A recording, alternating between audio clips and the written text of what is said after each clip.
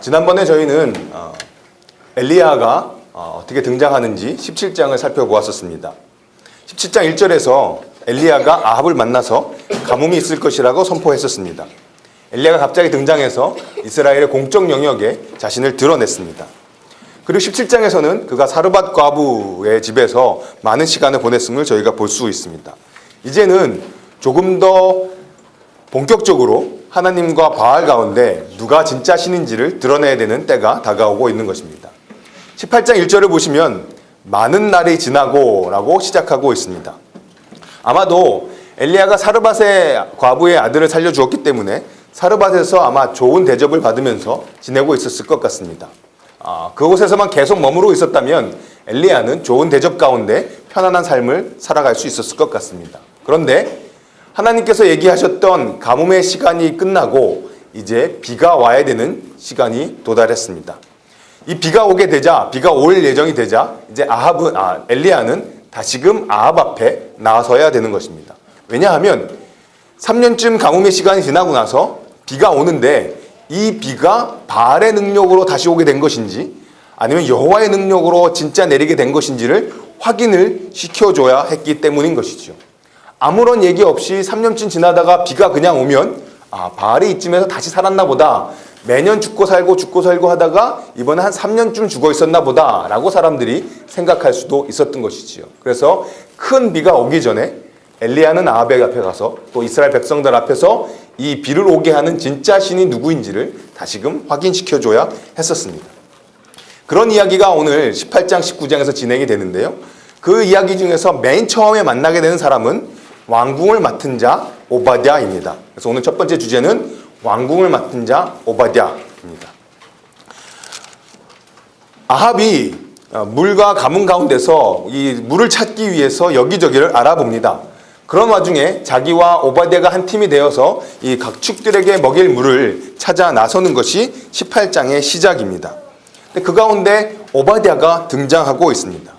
저는 잠시 이 오바댜라는 인물이 어떠한 사람인지를 돌아보았으면 합니다. 먼저 오바댜라는 이름은 여호와의 종이라는 뜻입니다. 오바댜 해서 끝에 야로 끝나면 여호와고요. 오바다 할 때 오바드, 이거는 종과 관계된 의미입니다. 그래서 오바댜는 여호와의 종이라는 이름입니다. 그리고 실제로 3절에서는 그가 여호와를 지극히 경외하는 자라고 성경 기자는 소개하고 있습니다. 그런데 문제는 이 오바댜가 여호와를 지극히 경외하는 여호와의 종이라는 이름을 갖고 있는 사람임에도 불구하고 그가 아합의 왕궁에서 일하는 사람이었다는 사실입니다. 그래서 오바댜가 아합의 왕궁 맡은 자, 왕궁을 관리하는 사람, 아마도 왕궁의 고관이었던 것 같습니다. 그 이후로 여호와를 지극히 경외한다라는 평가가 있음에도 불구하고 오바댜에 관해서 부정적인 평가를 하는 경우들을 저희가 만나게 됩니다. 사실 전혀 근거 없는 평가는 아닙니다. 왜냐하면 오바댜가 여호와의 살아계심을 가지고 맹세할 때, 즉 18장 10절에 보시면 여호와의 살아계심을 두고 맹세한다라고 이야기를 합니다. 근데 그때 그 여호와를 뭐라고 부르냐 하면 당신의 하나님 여호와, 나의 하나님 여호와의 살아계심으로 맹세하노니 이렇게 얘기하지 않고 엘리야를 앞에다 두고 당신의 하나님 여호와의 살아계심을 두고 맹세한다고 이야기합니다. 이 표현은 17장 12절에서 사르밧 과부가 했던 표현과 같습니다. 사르밧 과부가 하나님의 살아계심을 두고 맹세한다고 17장 12절에서 말하지만 그때 그 과부도 엘리야를 앞에 두고 당신의 하나님 여호와의 살아계심을 두고 맹세한다라고 이야기하고 있습니다. 여호와 하나님이 살아계시다는 것은 고백하는 것 같으나 그 여호와와 자신의 관계에 있어서 가장 친밀한 관계를 고백하지 못하는 것 같다라는 것이지요. 그리고 오바댜는 왕궁에 있으면서 하나님이 능력을 발휘하지 못하시는 것 같은 그런 경험도 했던 것입니다. 여호와의 선지자들이 이세벨의 손 아래서 그 칼날 아래서 죽어가는 모습을 보았습니다. 하나님이 주의 엘리야가 경험하게 되는 것처럼 하늘에서 번개를 내리셔서라도 그 자신의 선지자들을 죽이는 이세벨을 벌하셨으면 좋았을 것 같은데 이세벨이 자기의 선지자들을, 여호와의 선지자들을 죽이는 와중에서도 하나님은 아무 일도 안 하고 계신 것 같은 경험도 했던 것 같습니다. 그래서 그는 자기가 그저 내 힘을 가지고 사람들을 지켜줘야만 하는 듯한 그런 경험을 했던 것이지요. 그래서 이 오바댜는 아합의 궁전에 있으면서 하나님의 능력에 관해서 완전히 신뢰했는지 사실 본문에는 약간 애매한 부분도 있는 것이 사실입니다.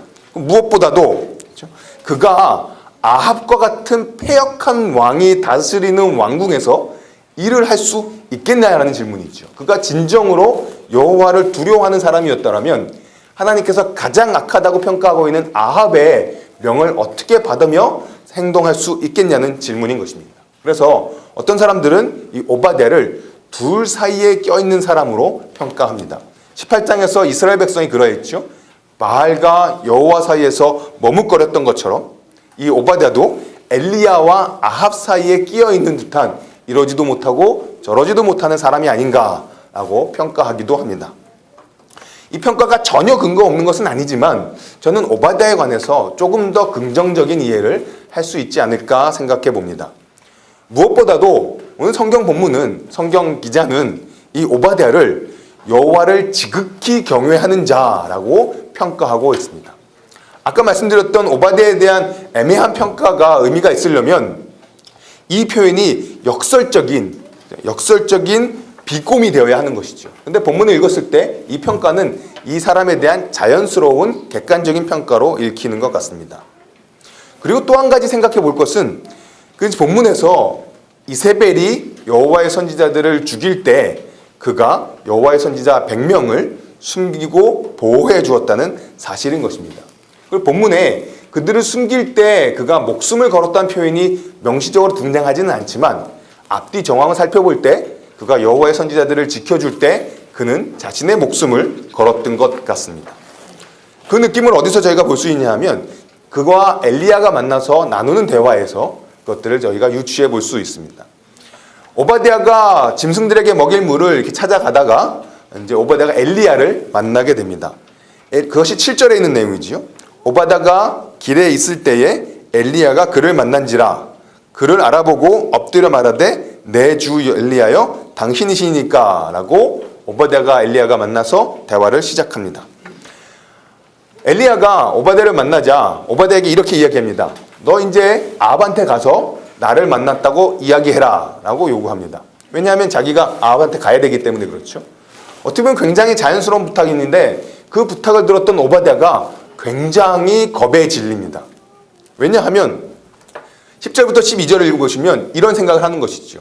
엘리야는 그야말로 동해 번쩍 서해 번쩍 하는 사람이었습니다.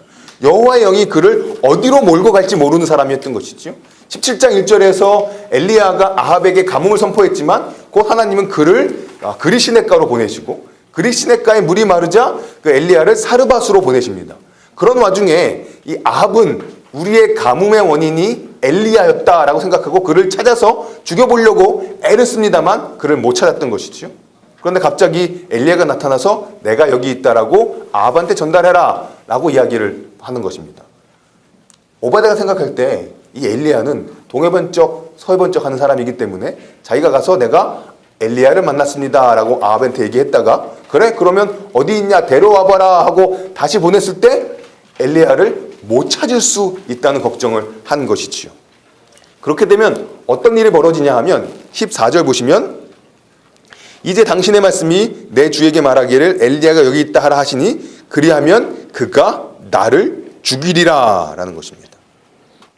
12절에서도 그런 이야기가 이미 고백되어졌습니다. 내가 당신을 떠난 후에 여호와의 영이 내가 알지 못하는 곳으로 당신을 이끌어 가시리니 동해 번쩍 서해 번쩍 하는 거죠.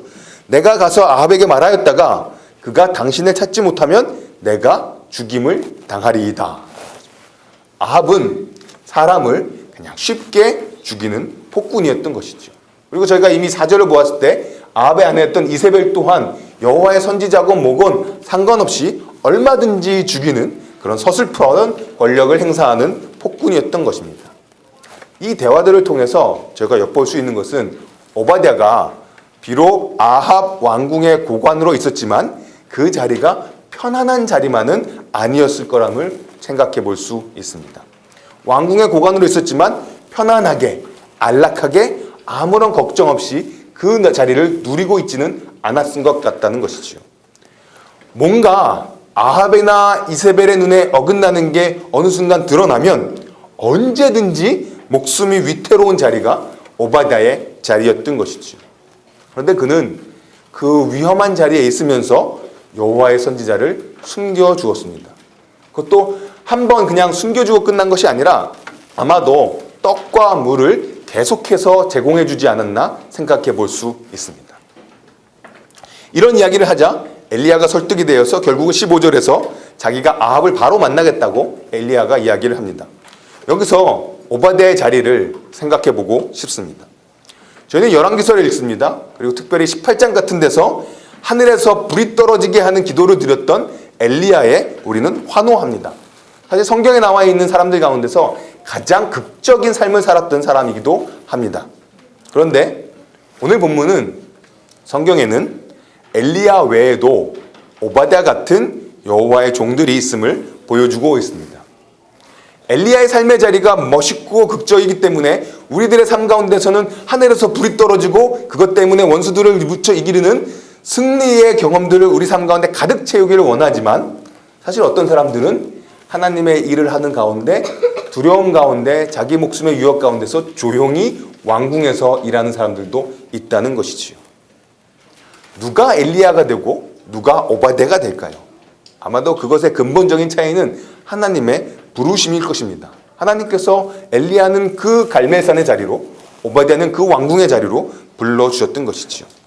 근데 하나님의 부르심이 그렇다 하더라도 엘리야만 위험 가운데 사는 것이 아니라 오바댜 또한 위험 가운데 살았던 것입니다. 그 위험은 단순히 아합과 이세벨에 의해서 목숨을 잃어버리는 위험이 아니라 그의 신앙을 타협하는 위험이었던 것이지요. 만일에 오바댜가 하나님의 부르심이 아니라 자신의 영화를 위해서 자신의 영광을 위해서 아합의 궁전에 들어가서 그곳에 고관이 되었더라면 계속되는 목숨의 위협 속에서 어쩌면 그냥 전향해 버렸을지도 모르겠습니다. 어쩌면 오바댜의 자리는 엘리야의 자리보다 더 위험한 곳이지요. 목숨이 위태로워서 위험한 것이 아니라 그 신앙이 변절되기 쉬운 곳이기 때문에 그렇습니다. 그 신앙이 왜곡되기 쉬운 곳에 있기 때문에 그렇습니다. 사실 저희들이 가지고 있는 신앙은 여러 위험들을 겪는데요. 우리의 신앙을 위협하는 것은 핍박이라고 생각하기 쉽습니다. 물론 핍박이 우리의 신앙을 포기하게 만들기도 합니다. 하지만 사실 더 위험한 것은 핍박뿐 아니라 안락함이기도 합니다. 예전에 불렸던 노래들 가운데 지금은 우리가 만나서라는 제목을 가진 노래가 있는데요. 그 노래 가사를 보다 보면 중간에 이런 표현이 나옵니다. 우리 고난에도 굴하지 않고 어떤 안락에도 굴하지 않고. 하나님이 우리를 오바댜의 자리로 부르실 수 있습니다. 그것은 엘리야의 자리만큼이나 귀한 소명일 것입니다. 하지만 그것은 안락에 굴할 수 있는 위험한 자리인 것이지요. 핍박은 사람들을 더 강하게 할 수 있습니다. 우리의 믿음을 지키고자 하는 그 결단을 강하게 만들 수 있는 것이지요. 하지만 신앙도 지킬 수 있는 것 같고 그 가운데 편안함도 누릴 수 있는 것 같은 자리는 그 신앙을 변질시키는 것입니다. 그래서 우리 가운데 혹시 오바댜의 부르심을 받으신 분들이 있다면 그 삶의 자리에서 우리에게 주어지는 안락에 굴하지 않으시기를 바랍니다. 16절부터 19절에서 엘리야와 아합이 만납니다. 그래서 엘리야가 아합에게 갈멜살 대결을 제안합니다. 그리고 20절부터 40절까지 성경에 나오는 아마도 홍해가 갈라지는 것 다음으로 가장 극적인 장면이 펼쳐집니다. 너무나 유명한 구절인 것이지요.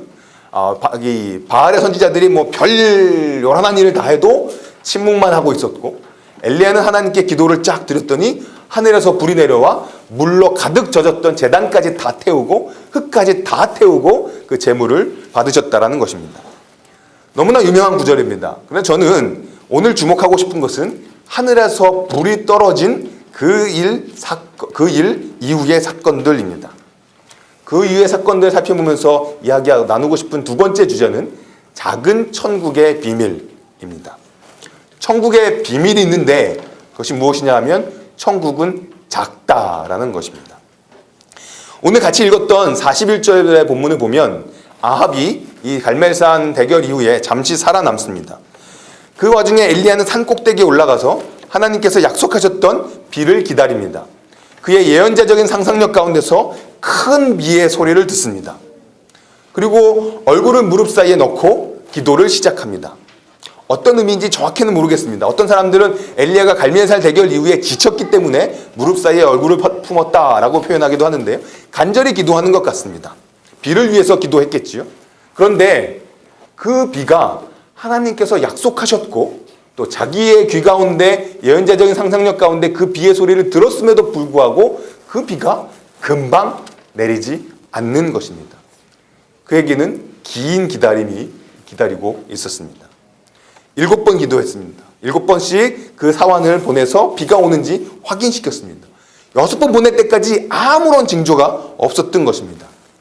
그런데 7번째 갔을 때 드디어 마침내 구름이 바다에서 올라오는 것을 보았습니다. 그런데 그렇게 오래 기다렸으면 순식간에 하늘이 먹구름이 싹 덮었으면 그나마 다행이었을 것 같은데, 그나마 좋았을 것 같은데 7번째 가서 봤던 구름도 너무나 작은 구름이었습니다.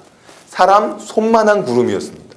아마도 사람 손을 펼쳐서 하늘을 가리면 이 한 손에 가려질 만큼 작은 구름이었던 것입니다.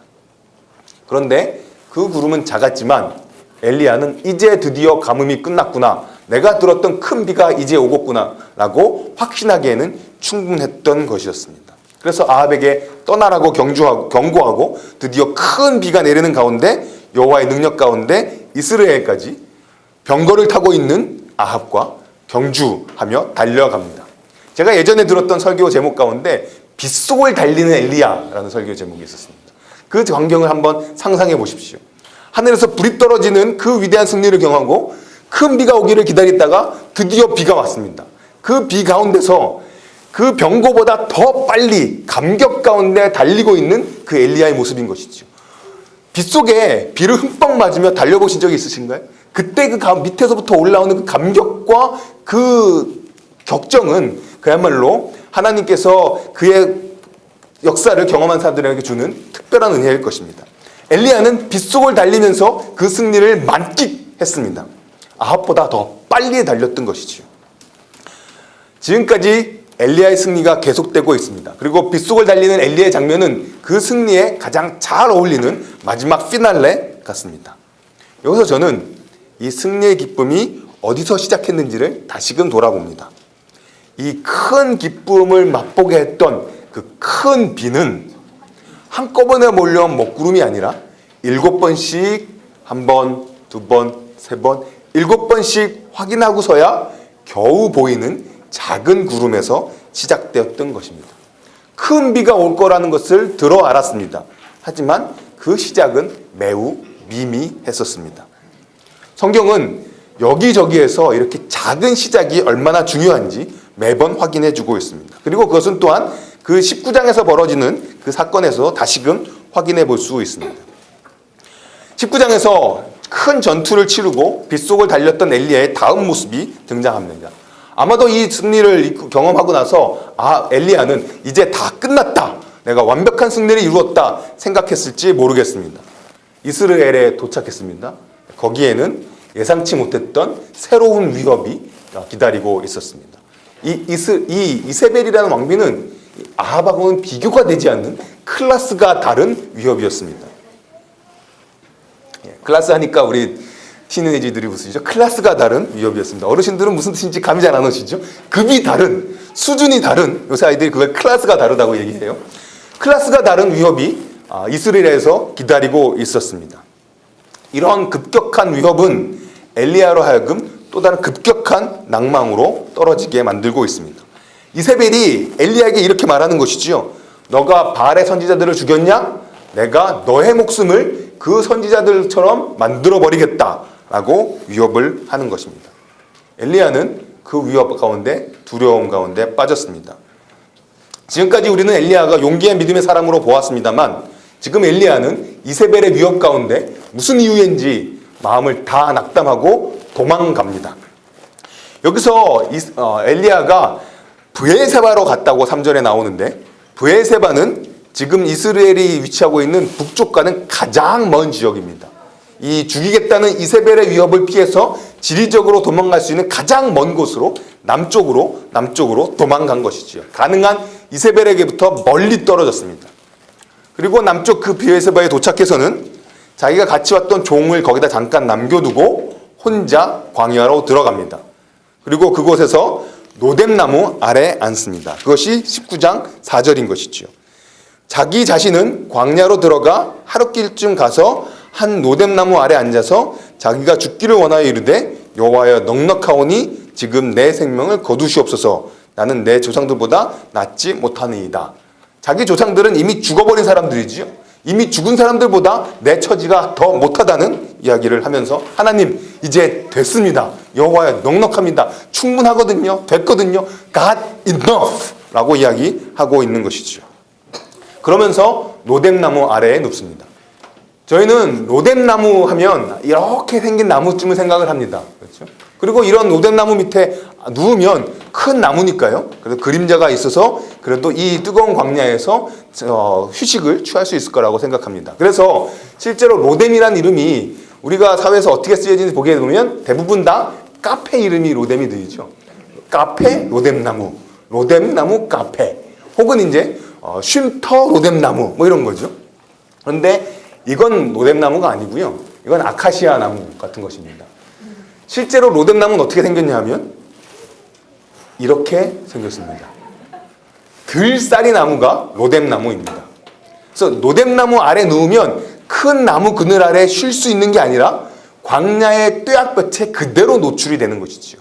그래서 로뎀이라는 이름을 가지고 어떤 상호의 이름을 짓는다면 카페가 아니라, 그렇죠? 순간 로뎀 찜질방이 가장 어울리는 이름입니다. 로뎀나무는 찜질방 이름으로 제일 적합한 것이죠. 로뎀나무 아래 누우면 찜질방에 누운 것 같은 느낌을 받는 것이죠. 그렇기 때문에 지금 엘리야가 로뎀나무의 아래에 누웠다는 사실은 내가 너무 지쳤다, 잠시 쉬고 일어나야지 라는 게 아니라 정말로 여기 말했던 것처럼 죽여주십시오, 나 죽을래요 라고 들어 누운 것입니다. 엘리야가 자기의 승리 위에 있었던 자기 목숨의 위협 가운데 하나님, 내가 이제는 더 이상 이렇게 살고 싶지 않습니다 라고 말하면서 자기의 목숨을 내어놓고 자신의 목숨을 포기한 장소가 바로 이 로뎀나무인 것입니다. 근데 이렇게 하나님께 자기 생명을 내어놓고 죽여주십시오, 됐습니다, 됐거든요 하고 있는 엘리야에게 하나님께서는 천사를 보내주십니다. 그런데 그 천사는 첫 번째 너무나 부드럽게 다가와서 성경 기자조차 그 존재를 천사라고 부르지 않습니다. 여기 5절 보시게 되면 로뎀나무 아래 누워 자더니 천사가 그를 어루만지며 그에게 이르되 먹으라 하는지라. 본즉 여호와의 숯불과 구운 떡과 한 병 물이 있더라. 이에 먹고 마시고 다시 누웠더니 여호와의 천사가 또 와시 어루만지매라고 이야기를 하고 있는 것이지요. 여기 엘리야가 이 천사를 저기가 지금 5절에서 여호와의 천사라고 번역이 되어 있습니다만 사실 천사라고 번역되어 있는 단어는 그저 사신, 메신저, 심부름꾼 정도로 또 얼마든지 번역되어지는 단어인 것이지요. 그래서 이것의 어떤 신적인 어떤 특징을 하기 위해서 한글 성경은 천사라고 번역을 했습니다만 히브리어를 그냥 읽는 경우에는 이게 하나님이 보내신 천사인지 아니면 그냥 어디서 온 심부름꾼인지 사실 정체가 본격적으로 잘 드러나지는 않습니다. 이것이 단순히 그냥 천사가 아니라 5절은 그냥 천사, 심부름꾼 이렇게 나오잖아요. 그런데 그것이 여호와의 심부름꾼, 그래서 아마도 신적인 기원을 가진 존재인 것 같다라는 것은 7절에 가서야만 여호와의 천사라고 기록되어지고 있는 것이죠. 두 번 찾아왔습니다만 첫 번째는 어떤 면에서 자신의 신분이 잘 드러내지 않게 부드럽게 찾아왔던 것입니다. 두 번 찾아와서 한 번 깨웠다가 다시 잔 엘리야의 두 번째 깨우더니 이제 음식을 주고 쉬고 새로운 소명을 주고 있는 것이지요. 엘리야는 두 번의 잠과 두 번의 깨움을 갖고 다시 음식을 먹고 힘을 내어서 음식을 주었다는 것은 그의 삶이 이제 다 끝난 것이 아니라 그가 해야 될 일이 아직도 남아있다는 것이지요. 그 이야기를 받았던 엘리야는 하나님의 산 호렙을 향해서 출발합니다. 하나님의 산 호렙으로 가니 뭔가 그럴듯한 일이, 뭔가 위대한 일이 벌어질 것 같습니다. 그런데 그 호렙에까지 이르렀던 엘리야는 여전히 동굴 가운데 숨어버립니다. 마치 이세벨을 피해서 동굴에 숨었던 선지자들을 연상시키듯이 엘리야는 동굴 속에 숨습니다. 지금 엘리야는 굉장히 침울한 상태에 있지요. 아주 감정이 다운되어 있습니다. 이런 사람이 동굴에 들어가는 건 더 치명적이겠지요. 이 우울함 가운데 있는 사람은 어두운 데 있으면 안 됩니다. 밝은 곳에 있어야 그나마 삶이 힘을 받을 터인데 다시 어둠컴컴한 동굴 속으로 들어가 있습니다. 하나님은 어찌하든지 이 엘리야를 동굴로부터 꺼내내고 싶으셨습니다. 동굴에서 나와야 얘가 빛도 받고 이 우울함에서 극복할 텐데 이 엘리야는 계속 동굴 속으로 숨고 있습니다. 그런데 이 엘리야를 동굴에서 꺼낸 것은 하늘에서 떨어진 불이나 지진이나 큰 소리가 아니었습니다. 엘리야를 동굴에서 그나마 조금 나오게 했던 것은 하나님의 세미한 음성이었던 것이지요. 여기서 우리는 엘리야가 하나님과 주고받는 대화에서 엘리야가 자신을 어떻게 생각하고 있는지 엿볼 수 있습니다. 그리고 엘리야가 왜 이런 낭망에 빠졌는지를 그로부터 유추해 볼 수가 있습니다. 그것은 무엇이냐 하면 엘리야는 특별히 10절 같은 데 보시면 자기 자신에 대해서 너무나 중요하게 생각하고 있었던 것을 볼 수 있습니다. 자기의 존재에 관해서 필요 이상의 평가를 하고 있었던 것이지요. 10절 보시면 이런 말씀이 있지요. 그가 대답하되 내가 만군의 하나님 여호와께 열심히 유별하였으나 이제 이스라엘 자손이 주의 언약을 버리고 주의 제단을 헐며 칼로 주의 선지자들을 죽였음이오며 오직 나만 남았거늘 그들이 내 생명을 찾아 빼앗으려 하나이다. 이 말을 가만히 뜯어보면 엘리야가 아주 선택적으로 나쁜 기억만 갖고 있는 것을 볼 수 있습니다. 이스라엘이 주의 언약을 버렸다고 이야기했습니다. 하지만 그는 갈멜산에서 주의 제단을 다시금 세웠었지요. 그가 하나님이시다라고 외쳤습니다. 제단을 헐었다고 이야기했지만 그는 제단을 다시 세웠습니다. 선지자들을 죽였다고 이야기하지만 사실 바알 선지자들을 죽이고 승리를 이끌었던 건 바로 이 엘리야였던 것이죠. 사람이 어떤 침체에 빠지고 하나님으로부터 멀어져 있을 때 그들의 기억 가운데는 나쁜 기억만 선택적으로 남습니다. 우리의 삶을 돌아보면 하나님께서 우리에게 주셨던 위대하고 힘이 되고 좋은 일들이 참 많이 있습니다. 그래서 오죽하면 찬송가 가사 가운데 너희가 받은 복을 세워보라고까지 이야기하는 것이죠. 그런데 우울에 빠졌던, 침체에 빠졌던 엘리야에게는 하나님이 하셨던 좋은 기억들이 아니라 어려웠던 기억들만 남아있는 것입니다. 그런 가운데 그 어려움을 이길 수 있는 존재는 나밖에 없는데 이제 나마저 저 적들이 목숨을 찾고 있다라는 것이죠. 자기에 대한 과도한 중요성의 인식이, 과도한 자의식이 엘리야로 하여금 이런 침륜에 빠지게 한 것 같습니다.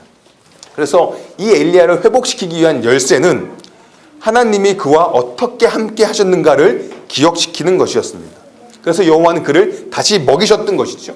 다시 호렙이란 산에 데리고 가서 하나님이 그 산 꼭대기에서 이스라엘에게 어떤 역사를 불러일으키시는지를 다시금 상기시키고 싶으셨던 것입니다. 산 꼭대기에서 갈멜산을 다시금 기억해야 될 필요가 있었던 것이죠. 그런데 아까 말씀드렸던 것처럼 갈멜산에서는 불을 통해서 일하셨는데 지금 이곳에서는 불도, 지진도, 바람도 아무 소용이 없었고 그 안에 하나님이 계시지 않았던 것이죠. 동굴 속으로 빠져들었던 엘리야를 그나마 동굴 밖으로 얼굴을 가렸지만 고개를 빼꼼하고 내밀게 만들었던 것은 세미한 음성이었던 것입니다.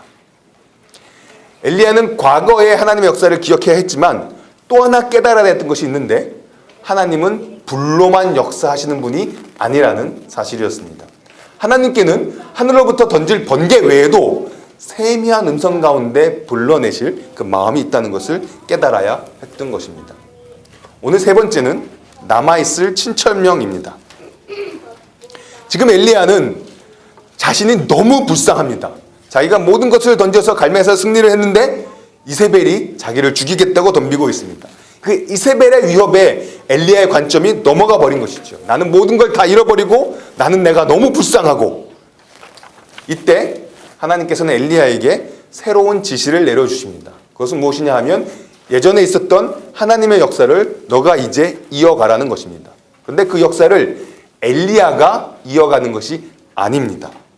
엘리야에게 지금 주어진 새로운 역할은 그가 지금까지 했던 바알과의 전투를 마무리할 다른 사람들의 길을 준비하는 것이었습니다. 멋진 광경이 최종 승리를 가져올 거라고 생각했지만 그것이 끝이 아니었습니다. 하지만 내가 경험했던 그 승리가 완벽한 마지막 승리가 아니고 아직도 해야 될 전투들이 남아있다는 것이 나에게 절망의 이유가 될 수 없는 것이지요. 왜냐하면 나만 하나님의 계획이 아니기 때문에 그렇습니다. 엘리야는 자신의 존재가 하나님의 계획 자체라고 생각했던 것 같습니다. 그러니 내가 죽으면 하나님의 계획도 다 망가지는 것이지요. 그러니 나를 위협하는 그 죽음은 하나님을 향한 대적이고 내가 죽게 되면 모든 것이 수포로 돌아간다고 생각했던 것 같습니다. 그러니 위협받는 나의 목숨 가운데서 엘리야는 절망하고 침륜에 빠졌던 것입니다. 그런데 하나님은 너 말고도 7,000명이 있다라고 이야기를 하십니다. 너 말고도 내가 7,000명을 남겨놓겠다 말씀하십니다. 하나님께서는 엘리야에게 네가 했던 전쟁이 그 전투가 다가 아니라 그 이후에 너 말고 다른 사람이 마무리할 것이다. 다른 사람들과 동역하는 것이다. 이야기하시는 것입니다. 자기 자신이 하나님의 계획 자체가 아니라 하나님의 계획의 일부라는 것을 엘리야는 만족하고 받아들여야 했던 것이죠. 말씀을 맺도록 하겠습니다. 저는 오늘 본문을 같이 살펴보면서 하나님 나라에 대해서 두 가지 통찰을 갖게 됩니다. 두 가지 생각을 해보게 됩니다. 첫 번째는 하나님 나라는 작다라는 사실입니다. 사실 이것이 저 개인적인 하나님 나라에 대한 이해의 토대가 되는 것이기도 한데요. 사실 저 개인의 생각뿐만 아니라 성경은 분명히 이 사실을 계속해서 확인해 줍니다. 저희가 좋아하는 표현들 가운데 이런 축복의 말이 있잖아요. 너희 작은 자가 천을 이루겠고, 저희가 예수님께서 천국 비유를 얘기하셨을 때 겨자씨가 큰 나무가 된다라는 비유를 얘기하셨습니다.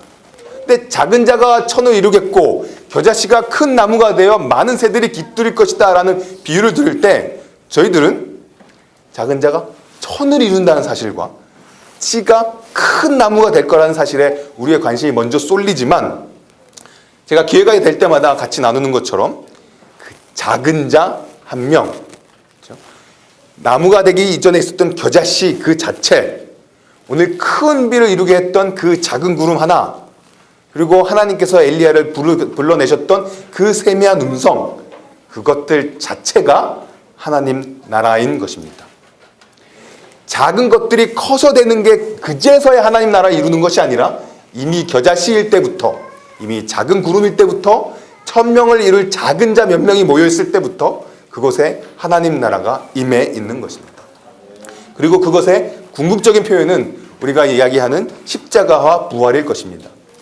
십자가 없이 부활이 없다고 이야기합니다. 영어로 no cross, no crown 이라는 얘기를 하죠. 작은 천국을 알아보지 못하고 그 작은 천국에 나의 모든 소유를 팔지 못하는 자들은 그 영광스러운 천국을 놓치게 될 것입니다. 그래서 주님께서는 작은 일에 충성한 자들에게 더 큰 일을 맡기겠다고 말씀하셨던 것이지요. 지금 여기서 우리가 만나는 작은 이 세상에서, 이 작은 공동체에서 하나님께서 내게 주신 한 달란트에서, 한 성읍에서 이 작은 일에서 하나님 나라를 누리고 살아낼 수 있는 사람만이 하나님께서 나중에 우리에게 허락하실 새하늘과 새 땅을 진정 누릴 수 있을 것입니다. 하나님 나라에 대한 두 번째 생각은 이것입니다. 하나님 나라에는 스타가 없다는 것입니다. 저희들은 하나님께서 우리를 하나님의 계획의 전부로 쓰셨으면 좋겠습니다. 하지만 저희가 하나님 앞에 겸손히 내려놓고 인정해야 될 것은 저희는 하나님의 큰 계획의 일부일 뿐이라는 사실입니다. 이것을 저희는 놓쳤을 때 우리 가운데 함몰되어지고 우리의 중요성을 과도하게 평가하게 되는 것이죠. 바울은 오죽하면 내가 그리스도에게서 끊어질지라도 내 민족이 돌아오는 것을 바란다고 이야기했던 것이죠. 내가 하나님 나라의 전부라고 생각한다면, 내가 복음의 가장 중요한 핵심이라고 생각한다면 바울의 그런 고백은 우리에게 아무런 이해가 되지 않는 너무나 어려운 고백이었을 것이죠. 내가 끊어지면 모든 것이 없어지는데 어떻게 그것을 이야기하겠냐는 것이죠. 그러나 하나님 나라는 우리보다 큽니다. 우리는 하나님 나라의 계획의 일부일 뿐인 것이죠. 히브리서에 보게 되면 믿음의 영웅들의 이름이 계속해서 열거됩니다. 아브라함도 나오고 삼손도 나오고 바락도 나오고 우리가 보는 많은 믿음의 영웅들이 나옵니다만, 믿음의 이름을 가진 믿음의 영웅들 다음에 아무 이름 없이 고난과 핍박 가운데 죽어갔던, 그러면서 더 큰 부활을 바라보았던 어떤 자들의 이야기가 믿음의 영웅들의 마지막을 장식하고 있습니다. 저희는 하나님 나라를 구하며 살아가는 자들이라고 고백합니다. 하나님 나라를 우리 주빌리에 있는 모든 가족들이 한 사람이 스타가 되어서가 아니라 함께 가족이 되어 함께 한 공동체가 되어 우리가 또한 하나님께서 계획하신 큰 계획에 우리가 또 하나의 일부임을 감사함으로 받으며 지금 우리에게 작은 겨자씨의 모습으로 다가오는 하나님 나라를 함께 이루어가는 우리 주빌리 가족이 될 수 있기를 주님의 이름으로 간구합니다. 다 같이 기도하겠습니다.